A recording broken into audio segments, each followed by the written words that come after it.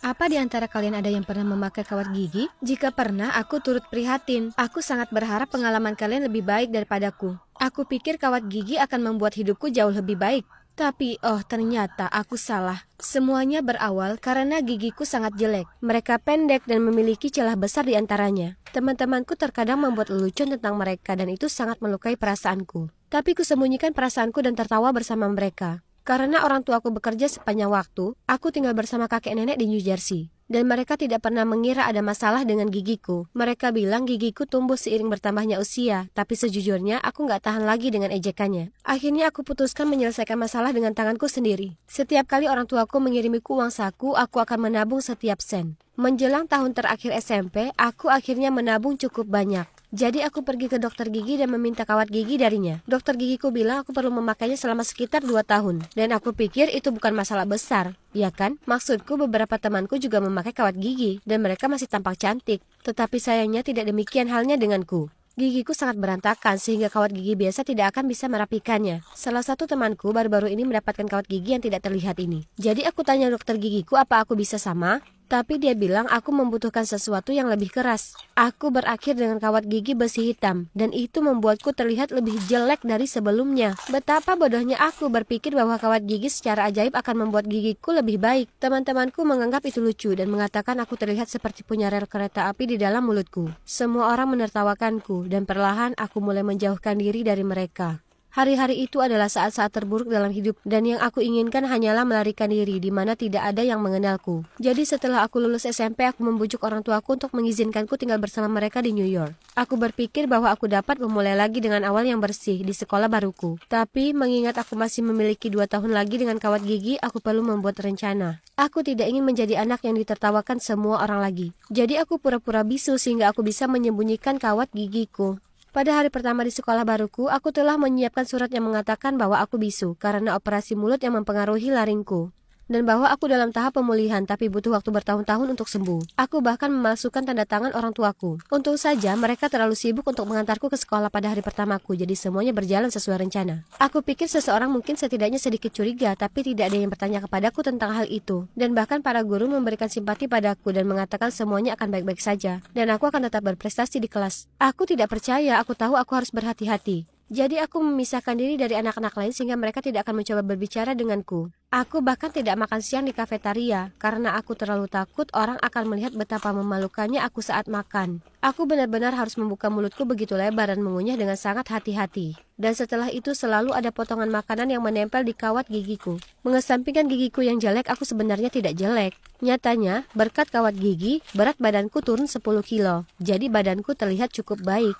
Jika aku tidak membuka mulut, aku cukup cantik. Dan karena aku menjaga diriku terpisah dari semua orang, ada nuansa misterius tentangku. Setelah kira-kira seminggu, beberapa cowok mulai mendekatiku, mencoba merayuku. Tapi aku mengabaikan mereka. Aku tahu jika aku membuka mulut, semua akan berakhir. Aku bisa melihat mereka mengira aku seperti seorang diva. Tapi itu lebih baik daripada mengungkapkan rahasia burukku. Ada satu cowok bernama Jack yang diam-diam aku sukai, dan aku tahu dia juga menyukaiku, karena dia selalu berusaha untuk berbicara denganku, tapi tentu saja aku mengabaikannya, dan itu membuatku merasa sangat jahat. Setiap kali dia mendatangiku, aku akan berpura-pura sibuk atau bertingkah seolah dia tidak terlihat. Aku harap aku bisa jujur padanya, tapi kemudian dia pasti tidak menyukaiku lagi. Maksudku, cowok mana yang mau berkencan dengan gadis berkawat gigi seperti milikku? Dan untuk para cewek, mereka sama sekali tidak menyukaiku. Suatu kali seorang cewek di kelasku bernama Angela mencoba mengajukan pertanyaan kepadaku, dan aku pergi saja darinya. Dia berteriak padaku, bertanya kenapa aku bersikap kasar dan mengatakan bahwa tidak ada yang pernah mengabaikannya sebelumnya. Dia adalah cewek paling populer di sekolah, dan sejak hari itu, dia mulai memperlakukanku dengan buruk. Aku mendengar dia berbisik kepada teman-temannya bahwa aku harus berada di sekolah untuk anak-anak cacat, dan dia bahkan mendatangiku dan memberitahuku hal itu di depanku. Aku sangat kesal. Sekolah ini sama buruknya dengan sekolah lamaku. Aku nggak ngerti kenapa orang bisa menjadi begitu jahat, tapi itu bukan apa-apa. Semuanya akan menjadi lebih buruk. Suatu hari aku bangun dengan kedinginan. Aku nggak bisa berhenti batuk dan bersin. Tapi nggak mungkin aku bolos sekolah karena kami ada ujian hari itu.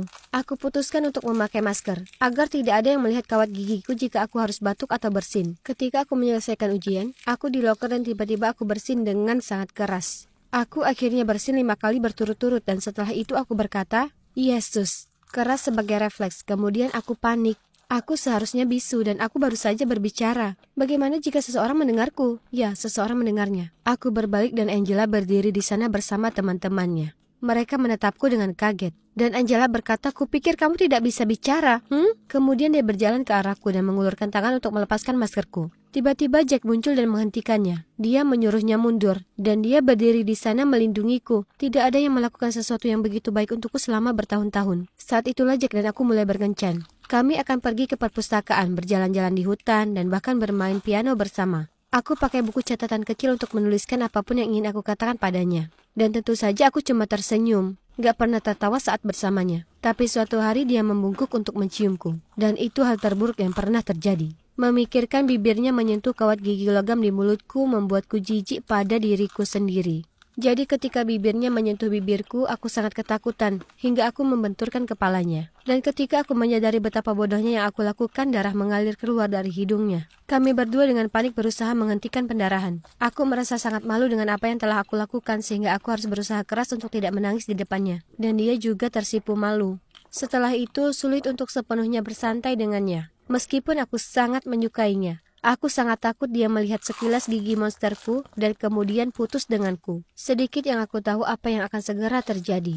Suatu pagi aku sedang berjalan ke lokerku saat aku menyadari semua orang menatapku. Aku merasa sangat sadar diri dan tidak mengerti kenapa mereka semua menatapku. Dan kemudian aku melihatnya. Tertampang di lokerku, ada banyak fotoku. Dan itu semua adalah saat aku masih SMP. Dari saat aku tidak memakai kawat gigi sampai mulutku penuh. Itu adalah foto terburuk yang pernah ada. Aku jelek dan gemuk di dalamnya, dan aku gak percaya seseorang bisa begitu kejam. Saat aku berdiri di sana dengan kaget, Angela berjalan ke arahku dan berkata, "Kamu pembohong. Monster yang berpura-pura menjadi putri kecil yang bisu." Ya, kebenarannya terungkap sekarang. Kemudian dia menoleh ke semua orang yang memperhatikan kami dan memberitahu aku bisa bicara. Ternyata sepupunya ada di SMP lamaku. Mereka nongkrong dan dia memberitahu Angela bahwa aku tidak bisu dan belum menjalani operasi dan bahwa gigiku jelek.